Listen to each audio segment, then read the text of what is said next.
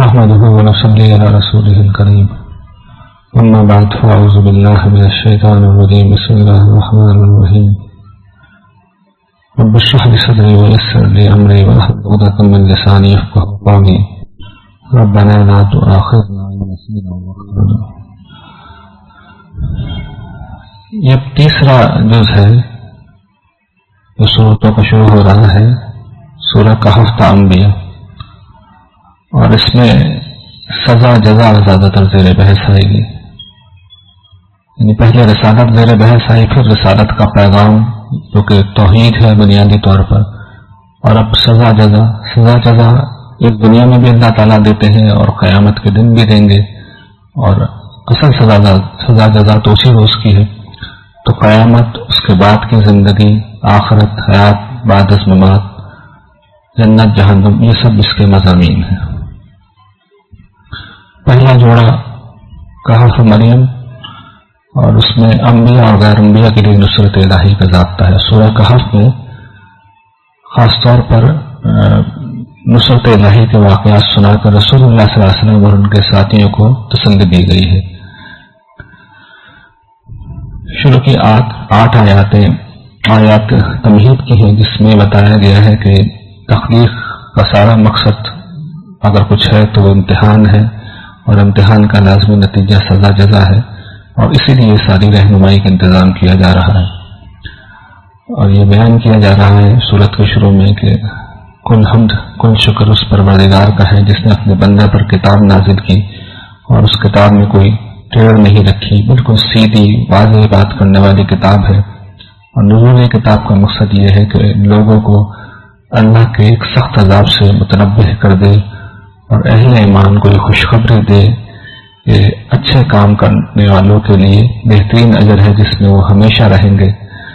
اور جن لوگوں نے یہ کہا کہ اللہ کا کوئی بیٹا ہے، ان کو خاص طور پر متنبہ کر دے.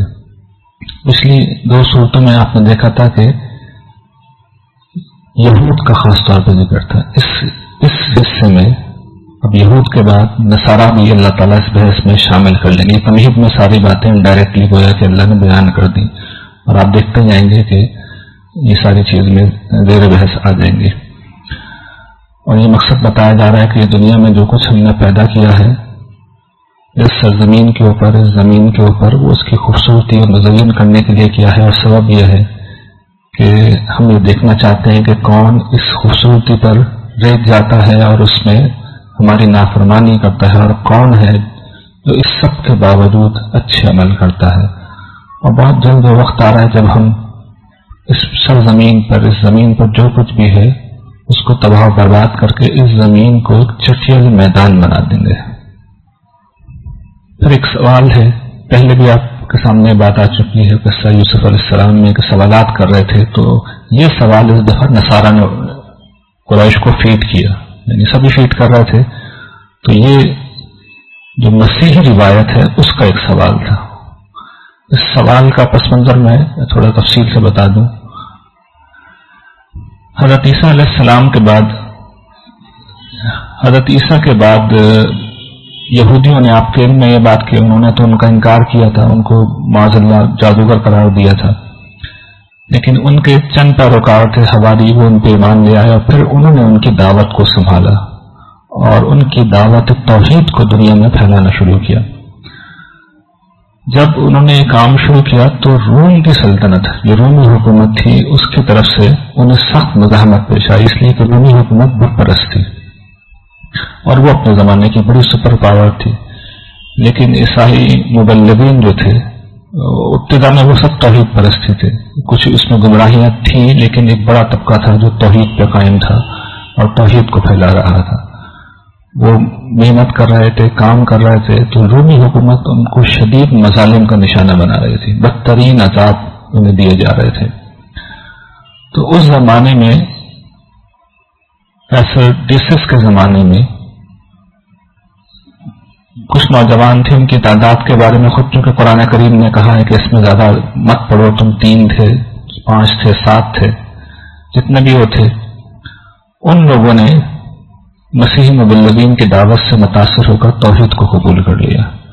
اب جو قیصر تھا وہ بہت ظلم کر رہا تھا، اس نے ان کو بلایا اور بلا کے پوچھا. انہوں نے اپنے رب واحد کے ایمان کا اظہار کر دیا. اس نے یہ کہہ کے انہیں مہلت دی کہ تم ابھی نوجوان بچے ہو، میں تمہیں 3 دن کی مہلت دیتا ہوں، تم اپنا فیصلہ بدل لو ورنہ تمہیں ہلاک کر دوں گا.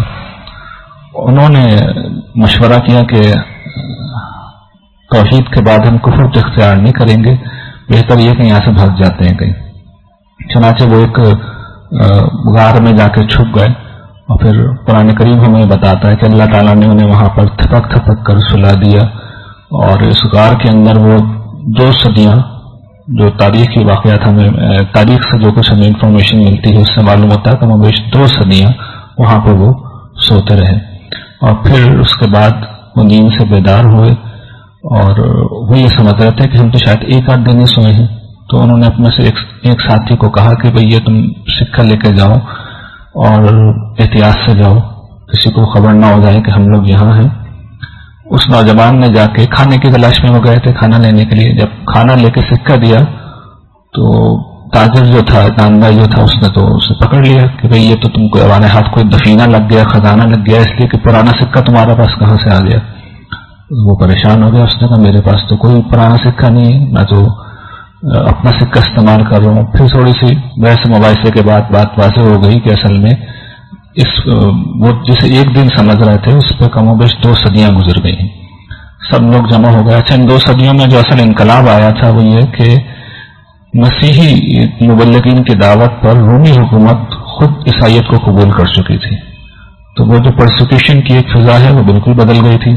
اب تو صاحبان اقتدار ہی عیسائی تھے، تو ان لوگوں کی حیثیت بڑے ولیوں کی سی ہو گئی. تو وہ لوگ فوراً واپس لوٹے اور وہاں جا کے لیٹے، اور پھر اس وقت اللہ تعالیٰ نے ان کی روحیں قبض کر لی.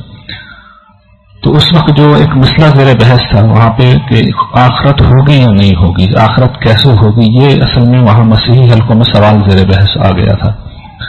تو وہاں کا جو اس وقت کا حکمران تھا، تھیوڈوٹس اس کا نام آتا ہے، اس نے اللہ تعالیٰ سے بڑی دعا کی تھی کہ گڑایا تھا کہ پروردگار اس مسئلے کو حل کیجیے. تو اللہ تعالیٰ نے اس وقت یہ سب کچھ کر کے دکھایا کہ ان نوجوانوں کو جن کو سلا دیا گیا تھا ان کو دوبارہ اٹھا دیا. اور اس طرح سب پہ بات واضح ہو گئی کہ موت کے بعد دوبارہ زندگی ہے، اور اس کا ایک حصی ثبوت لوگوں کے سامنے آ گیا.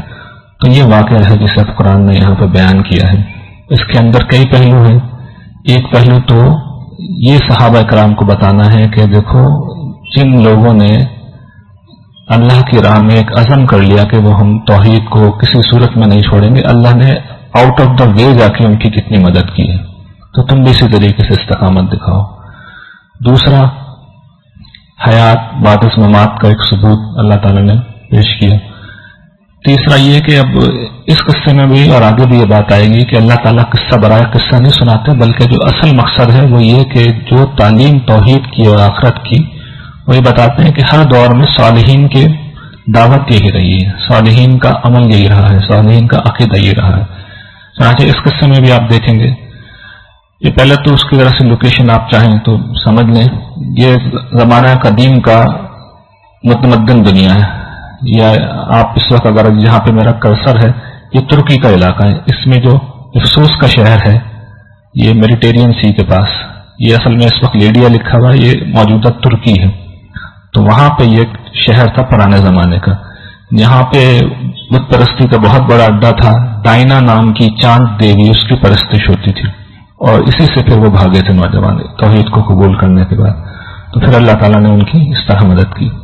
قرآن نے اس واقعے کو بیان کیا ہے، اور خاص طور پہ جو اہم بات ہے اس میں ہے وہ یہ کہ اللہ تعالیٰ کہتے ہیں کہ ہم نے ان کے دل مضبوط کر دیے جب انہوں نے یہ بات کہی کہ ہمارا رب تو وہ ہے جو آسمان و زمین کا رب ہے، اور اس کو چھوڑ کے ہم کسی کو معبود نہیں پکاریں گے. اگر ہم ایسا کہیں گے تو ہم بڑی غلط اور بیجا بے اصل بات کہیں گے. یہ اللہ تعالیٰ بتا رہے ہیں، مسیحیوں کو بھی بتا رہے ہیں اور قریش کو بھی بتا رہے ہیں کہ صالحین کا رویہ ہمیشہ سے ایک ہی رہا ہے، وہ توحید کا رویہ ہے. اور پھر وہ یہ بتا رہے ہیں کہ ان لوگوں کا رویہ کیا تھا، یہ ہماری قوم ہے جنہوں نے اللہ کو چھوڑ کے دوسروں کا معبود بنا لیا ہے. یہ ان کے دوسروں کے معبود ہونے پہ کوئی دلیل کیوں نہیں لاتے؟ یہ وہ بات ہے جو قرآن بھی کہہ رہا تھا. تو قرآن نے ان کے الفاظ نقل کر کے بتا دیے کہ مشرکین کا مسئلہ ہر دور میں ایک ہی ہوتا ہے. اور پھر جو ایک اور بات اللہ تعالیٰ نے واضح کی ہے کہ ہم نے اس طریقے سے ان کو دوبارہ زندہ کر کے اہل شہر کو ان کے حال پر اس لیے مطلع کیا تاکہ لوگ یہ جان لیں کہ اللہ کا وعدہ یعنی وعدہ آخرت بالکل سچا ہے، اور یہ کہ آخرت قیامت آئے گی اس کے آنے میں کوئی شک نہیں۔ تو یہ پہلی چیز ہے، یہ سورہ کہف کا آغاز یہیں سے ہوا ہے۔ اس کے بعد پھر وہی کفار چونکہ ہر دھرمی کے اوپر کھڑے ہوئے تھے تو اور بہت ظلم و ستم کر رہے تھے مسلمانوں پہ، تو اب اللہ تعالیٰ نے انہیں تنبیہ بھی کی ہے، اہل ایمان کو ان کے اجر کی امید بھی دلائی ہے، اور پھر ایک واقعہ سنا کے مسلمانوں کو بتایا ہے کہ یہ کیا ہو رہا ہے۔ یہ تذکیر ہے وہ میں یہاں بیان کر دیتا ہوں۔ اللہ تعالیٰ ان کفار کو وارن کرتے ہیں کہ دیکھو ان ظالموں کے لیے ہم نے وہ آگ تیار کر رکھی ہے جس کی قنات ہے، یعنی جس کی چاروں طرف سے وہ قنات سی بن جائے گی، لپٹیں اس طرح بلند ہوں گی، وہ ان کو گھیر لے گی، اور جب وہ پانی مانگیں گے شدید پیاس کے مارے تو ایسے پانی سے ان کی مہمان نوازی کی جائے گی، پانی پلایا جائے گا جو پگھلے ہوئے تانبا ہوگا، اور وہ ان کے منہ جھلس دے گا، اور بہت ہی برا وہ مشروب ہوگا، اور بہت ہی برا وہ ٹھکانہ ہے۔ اور جو ایمان لائے ہیں اور عمل صالح کا راستہ جنہوں نے اختیار کیا ہے، تو ہم ایسے لوگوں کا اجر ضائع نہیں کرتے جو اچھے عمل کریں۔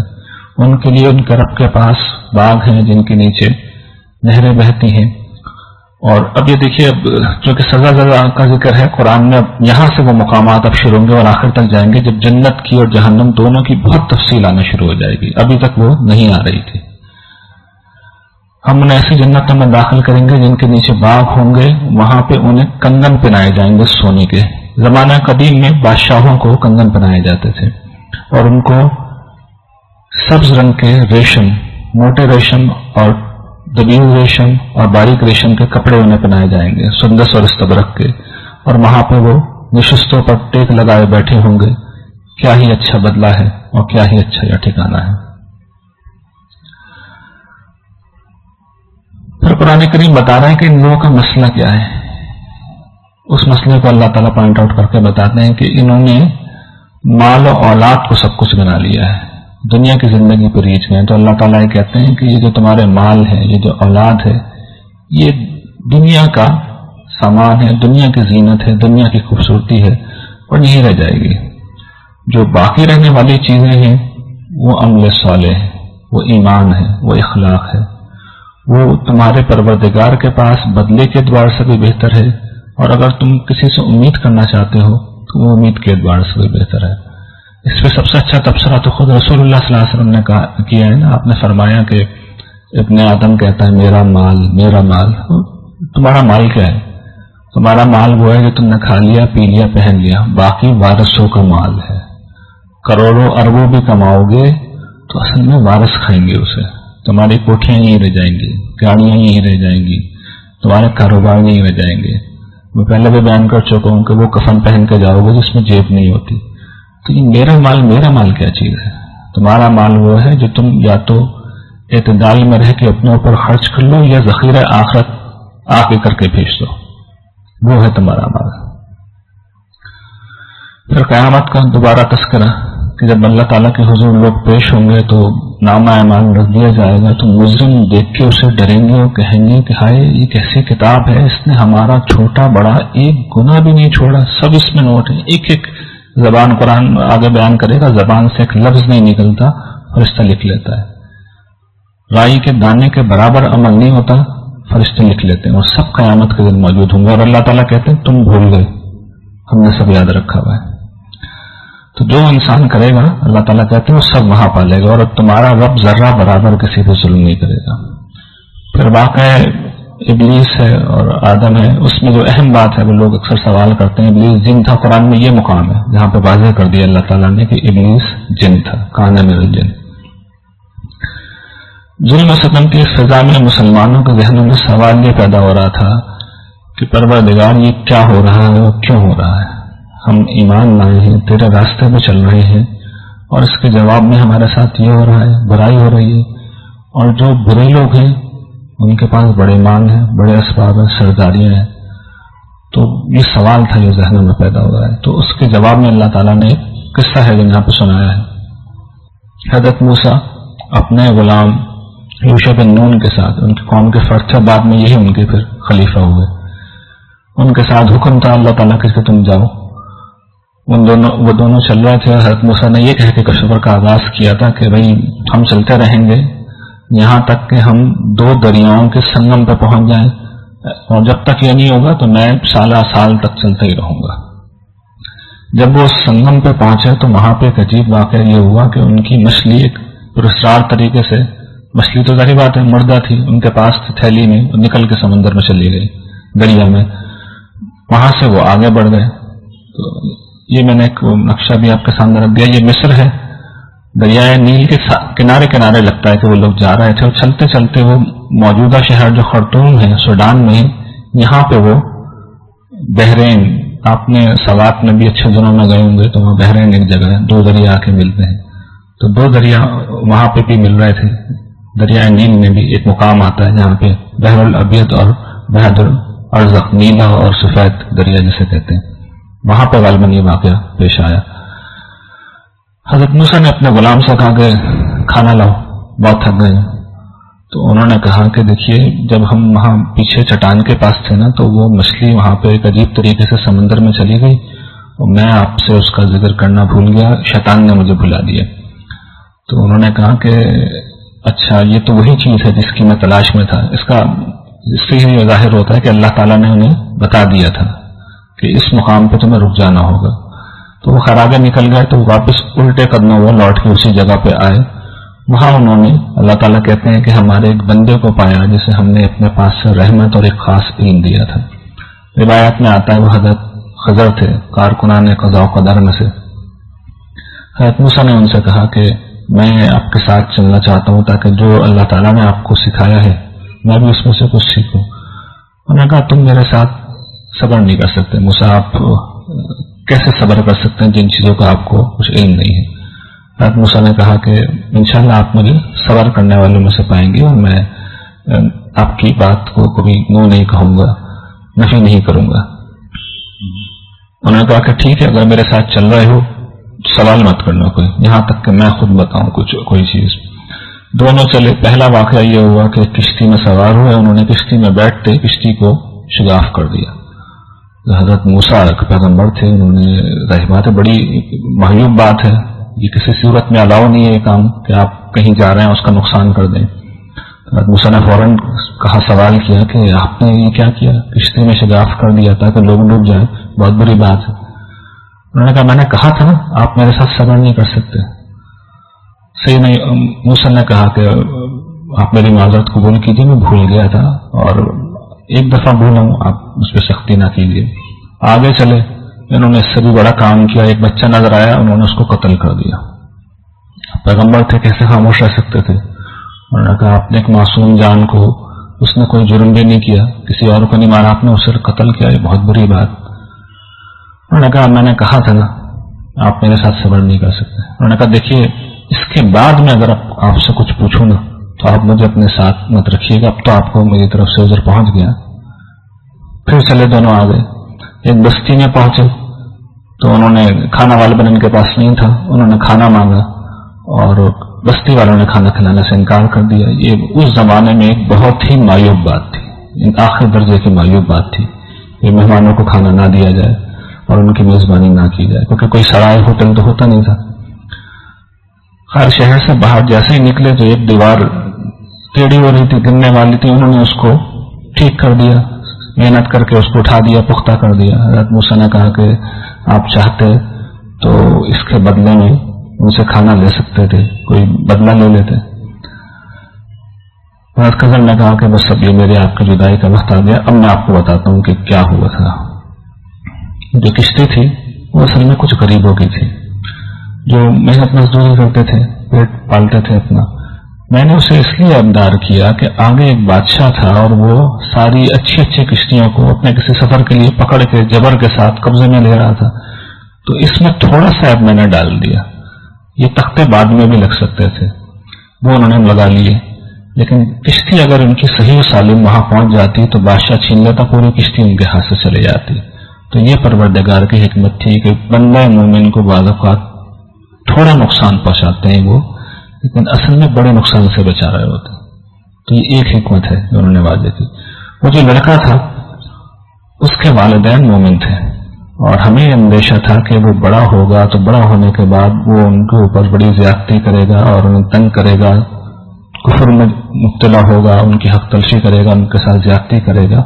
تو ہم نے یہ چاہا کہ ان کا رب انہیں ایک بہتر اولاد دے جو ان کے حقوق بہتر طریقے سے ادا کرنے والی ہو، اس لیے ہم نے اسے قتل کر دیا. اور ظاہر بات ہے کہ والدین کے لیے تو بہت بڑا صدمہ، لیکن یہ صرف اللہ کی حکمت جانتی ہے کہ بڑا ہو کے اس بچے نے کیا بننا تھا. وہ جو دیوار تھی اس کا معاملہ یہ تھا کہ 2 یا 3 بچوں کا وہ مکان تھا جو شہر میں رہتے تھے، اس کے مکان تو گر گیا تھا، ایک دیوار رہ گئی تھی. ان کے والدین نیک تھے، انہوں نے اس میں کسی زمانے میں اچھے وقتوں میں اپنا خزانہ اس کے نیچے دفن کر دیا تھا، اور بچے جب بڑے ہو جاتے تو وہ نکال لیتے اپنے مکان سے. دیوار اگر گر جاتی تو وہ سامنے آ جاتا سب کے سامنے. تو تمہارے رب نے یہ چاہا کہ وہ بڑے ہو جائیں بچے اور بڑے ہونے کے بعد اپنا خزانہ نکال لیں. تو یہ رب کی رحمت ہے. تو اب یہ دیکھیے، یہ جو تیسرا واقعہ یہ کیا بتا رہا؟ 2 واقعات نے تو آپ کو یہ بتایا کہ اللہ تعالیٰ اچھوں کے ساتھ برائی بظاہر لگتا ہے کہ ہو رہی ہے، لیکن اللہ تعالیٰ بھلائی کر رہے ہوتے ہیں، تھوڑا نقصان پہنچا کے بڑے نقصان سے بچا رہے ہوتے ہیں. اور تیسرا واقعہ یہ بتا رہا ہے کہ بروں کے ساتھ بھی بظاہر اچھائی ہو رہی ہوتی ہے، بروں کے ساتھ بھی بظاہر اچھائی ہو رہی ہوتی ہے. وہ بروں کے ساتھ نہیں ہو رہی ہوتی بلکہ وہ بھی کسی اچھے کے ساتھ ہی ہو رہی ہوتی ہے، لیکن ہم ظاہر بن لوگ دیکھ نہیں سکتے. تو اللہ تعالیٰ چونکہ سب چیزیں جانتے ہیں، آگے پیچھے کی ساری معلومات رکھتے ہیں، تو وہ دنیا کے معاملات میں یہ بھی یہاں سے ظاہر ہوتا ہے کہ اللہ تعالیٰ مداخلت کرتے ہیں. اور یہ میں توجہ آپ کو دلاؤں کہ یہ ان میں سے جن لوگوں کے ساتھ معاملات ہیں ان میں سے کوئی بھی پیغمبر نہیں تھا، یعنی وہ میرے آپ جیسے عام لوگ تھے. تو اللہ تعالیٰ ایسا نہیں ہے کہ دنیا کا نظام پیدا کرنے کے بعد، میں بار بار بیان کرتا ہوں کہ کہیں لانگ لیو پہ گئے ہیں، وہ سب چلاتے ہیں، انٹروین کرتے ہیں بار بار. صالحین کے لیے وہ خاص طور پہ کرتے ہیں. اور جس طرح ہم نے سورہ اعراف میں دیکھا تھا، وہ کہتے ہیں کہ میں نے تو سب کچھ نیکوکاروں کے لیے کیا ہے، لیکن آزمائش کی وجہ سے کفار بھی فائدہ اٹھا لیتے ہیں. تو قیامت کے دن تو سب کچھ میں اپنے نیک بندوں کو دوں گا. اس کے بعد یہ آخری ایک اور واقعہ ہے. یہ سوال ہے اصل میں جو کیا تھا، یہ یہودیوں کی طرف سے آیا تھا. یہ جو پہلی سزا ملی تھی یہودیوں کو، جس کا ذکر ابھی ہم نے پہلے سیشن میں کیا، 6 لاکھ یہودی مار کے بخت نصر اور 6 لاکھ کو غلام بنا کے لے گیا تھا. تو اس کے تقریباً 1 صدی بعد اس زمانے میں ایک بہت بڑا بادشاہ اللہ تعالیٰ نے پیدا کیا، سائرس جس کا نام تھا. وہ ایران کا حکمران تھا، لیکن اس وقت کا پورا سویلائز ورلڈ اس کے زیر نگین تھا. اس نے بابل پہ بھی حملہ کیا اور پھر یہودیوں کو نجات دلا کے اس نے ہی پھر ہیکل کو کہا تھا کہ تعمیر کر لو. تو وہ ایک بہت صالح بادشاہ تھا، بندہ مومن تھا. اس کے متعلق سوال کیا تو یہ پھر نبوت کا ثبوت وہ مانگ رہے تھے. جواب دیا، لیکن اللہ تعالیٰ اس پہلو سے جواب دے رہے ہیں کہ جو ان کی بات ہے وہ کنوے ہے. تو اس میں انہوں نے یہ بتایا ہے کہ اس کو ہم نے اقتدار دیا، ہر طرح کا سر و سامان دیا. اور میں وقت چونکہ کم ہے تو مختصراً اب یہاں سے اس کی آپ کو بتاتا ہوں کس طریقے سے اس نے قرآن نے 3 اس کی مہموں کا ذکر کیا. پہلے وہ تھا، یہ اصل میں وہ فارس جسے آج کل ایران کہتے ہیں، یہاں کا حکمران تھا وہ، اور یہ اس زمانے کا سارا سویلائز ورلڈ. پہلے وہ سمت میں بڑا، یعنی ویسٹ کی سمت، یہ عراق سے ہوتا ہوا ترکی، کردستان، آخر میں بالکل یورپ کی سرحد پہ جا پہنچا، وہ فتوحات کرتا ہوا، یہاں تک اس کی سلطنت پھیل گئی. یہاں پہنچنے کے بعد اللہ تعالیٰ نے اسے دکھا دیا کہ آگے کوئی آبادی نہیں ہے بلکہ سمندر ہی رہ گیا ہے. تو یہاں سے پھر وہ واپس پلٹا اور پھر وہ مشرق کی سمت میں آگے بڑھا، اور بڑھتے بڑھتے وہ یہ آپ کا جو علاقہ سمجھ لیں، یہ آپ کا سندھ ہے، بلوچستان کا علاقہ ہے، جو مکران نیچے لکھا ہوا ہے، کندار آپ کا بلوچستان ہے، یہ آپ کا سینٹرل ایشیا کا علاقہ ہے. تو لگتا یہ کہ وہ ایران سے آگے بڑھتے بڑھتے منگولیا تک جا پہنچا، جو بالکل صحرائی علاقہ تھا، اور اس کے بعد سویلائز ورلڈ ختم ہو گیا. تو اس مہم کا قرآن نے ذکر کیا ہے. تیسرا وہ شمال کی سمت میں آگے بڑھا، اور یہ جو آپ کا بحر کیپسین ہے ابھی بھی حال موجود ہے، تو اس میں بڑھتے بڑھتے وہ ٹاپ پہ زیادہ گنجائش تھی نہیں، تو یہاں تک پہنچا. یہاں اس کے آگے صرف پہاڑی علاقہ آ گیا تھا. تو قرآن نے ان 3 چیزوں کا ذکر کیا ہے. اور اس میں جو اصل بات اصل میں قابل ذکر ہے جو قرآن نے بیان کی ہے، وہ یہ کہ جب وہ پہلی جگہ پہ پہنچا تھا ویسٹ میں، تو وہاں پہ اللہ تعالیٰ نے اس کے سامنے سوال رکھا کہ تم ان لوگوں کے ساتھ کیا معاملہ کرو گے، ان پہ ظلم کرو گے یا ان کے ساتھ بھلائی کا معاملہ کرو گے؟ تو اب اس نے جو جواب دیا، اس نے کہا جو زیادتی کرے گا اس کو ہم عذاب دیں گے۔ پھر دیکھیے اس کے الفاظ سنیے، پھر وہ شخص اپنے رب کی طرف لوٹایا جائے گا اور پروردگار پھر اس سے زیادہ سخت عذاب دے گا۔ یہ اللہ تعالیٰ بتا رہے ہیں وہ بندہ مومن تھا جو آخرت کو بھی مانتا تھا، خدا کو بھی مانتا تھا۔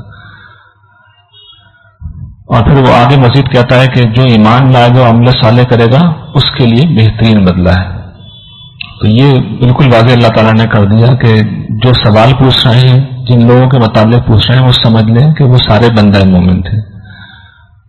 پھر اسی طریقے سے قرآن نے اس کی جو تیسری مہم کا ذکر کیا، وہاں پہ ایک اور چیز بھی تھی کہ یاجوج ماجوج تھے، جو تیسری قوم تھی جو شمال کی سمت میں تھی، تو وہاں کی قوم اس سے کہنے لگی کہ یاجوج ماجوج ہمیں بہت تنگ کرتے ہیں۔ یاجوج ماجوج کون ہے؟ سورہ انبیاء میں اس کی تفصیل کر دوں گا۔ تو آپ جو ہے وہ ہم سے کوئی ٹیکس لے لیجیے اور ایک دیوار بنا دیجیے۔ انہوں نے کہا مجھے ٹیکس کی ضرورت نہیں، پیسے میرے پاس بہت ہیں، تم اپنے لوگ مجھے دے دو۔ اس کے بعد انہوں نے کہا کہ بھئی بڑی بڑی لوہے کی چادریں لاؤ، ان سے پھر وہ جو درہ تھا جس سے وہ حملہ کرتے تھے اس میں رکھ دی گئی، آگ دہکا کے اسے بالکل سافٹ کر دیا گیا، پھر پگھلا ہوا تانبا ڈال کے اس سب کو بہت مضبوط دیوار بنا دیا گیا۔ پھر اس نے کہا کہ اب یہ اس کو نہ عبور کر سکتے ہیں نہ اس میں سوراخ کر سکتے ہیں، یہ میرے رب کی رحمت ہے، اور جب میرے رب کا وعدہ آ جائے گا، رب کی رحمت ہے یعنی یہ کسی صورت میں ٹوٹ نہیں سکتی، ہاں میرا خیال یہ کہ نہیں ٹوٹ سکتی، لیکن اگر میرے رب کا وعدہ آ گیا یعنی قیامت آ گئی تب وہ لازماً ٹکڑے ٹکڑے ہو جائے گی، اور میرے رب کا وعدہ سچا ہے۔ یہ اللہ تعالیٰ نے وضاحت کر دی۔ وہ اس زمانے میں یعنی 600 برس قبل مسیح، اس وقت بھی وہ بادشاہ تھا لیکن بندہ مومن تھا، توحید و آخرت کو ماننے والا۔ اس کے بعد خاتمہ صورت پہ اب اللہ تعالیٰ پوچھتے ہیں لوگوں سے کہ تمہیں بتائیں ہم، اے نبی ان سے کہو ہم تمہیں بتائیں کہ سب سے زیادہ بدترین عمل کس کا ہے، اپنے عمل کے اعتبار سے سب سے زیادہ خسارے میں کون پڑے گا؟ یہ وہ لوگ ہیں جن کی زندگی کی ساری سعی و جد و جہد دنیا کی زندگی کے لیے وقف ہو گئی، اور وہ اپنے بارے میں خیال یہ کر رہے ہیں کہ ہم بہت بڑا کارنامہ سر انجام دے رہے ہیں۔ یہ وہ لوگ ہیں جنہوں نے اپنے رب کی آیات سے کفر کیا، اس کی ملاقات کا انکار کیا، تو ان کے اعمال اللہ تعالیٰ کہہ رہے ہیں ضائع ہو جائیں گے، اور قیامت میں اسے ہم کوئی وزن نہیں دیں گے۔ یعنی مقصد اگر دنیا ہے اور ساتھ میں کچھ نیک عمل بھی کر رہے ہیں، اس کا ذکر کر رہے ہیں اللہ تعالیٰ، پرپز اگر یہ ہو گیا اور معاملہ یہ ہو گیا کہ آدمی زبان سے عمل صاف اعلان کرنے لگے کہ وہ نہ اللہ کو مانتا ہے نہ آخرت کو، تو کچھ نیکیاں بھی اگر کی ہیں تو پھر کام آنے کی نہیں۔ اور پھر وہی آخری بات جو پہلے میں بیان کر چکا ہوں، تمہارے رب کی عظمت اتنی غیر معمولی ہے کہ ساری دنیا کے سمندر اگر سیاہی بن جائے اور ان جیسے 7 سمندر تم اور لے آؤ تو یہ سمندر ختم ہو جائیں گے، تمہارے رب کی باتیں ختم نہیں ہوں گی۔ وآخر دعوانا الحمدللہ رب العالمین۔